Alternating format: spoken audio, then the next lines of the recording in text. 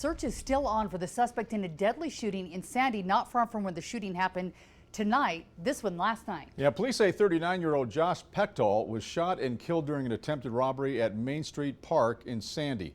David Ochoa was at the scene last night. Tonight he's asking how police can be sure there's no threat with nobody in custody after the shooting. David?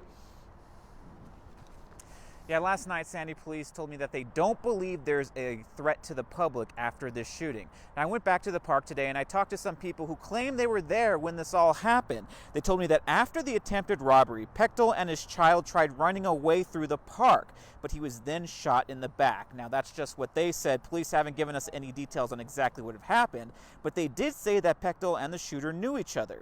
Now, no one has been arrested for the shooting, so I asked former Deputy Police Chief Chris Bertram how law enforcement can be confident there's no threat to the public with a suspect still at large.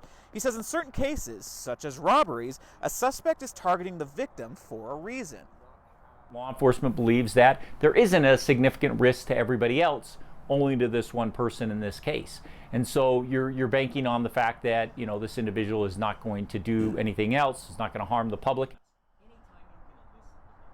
Now, Bertram says it could be a sign that police have an idea who the suspect is. It's just a matter of catching them now. But he does say there is a risk when police say that there's no threat because it puts them on the hook if anything else were to happen.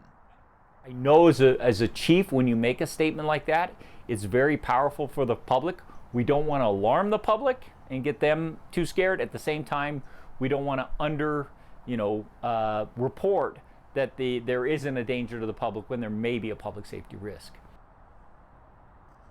Now, a recent example of police not saying there isn't a threat is when Ogden police said they didn't know if there was one after a 16-year-old was shot and killed up there last week. Now, I asked Sandy police tonight if there's been any updates, and they told me that they're still processing evidence and chasing some leads. They have asked the public to reach out to them if they have any video or they might have heard or seen anything suspicious around Main Street Park last night. Reporting live in Sandy, David Ochoa, KUTV 2 News. David.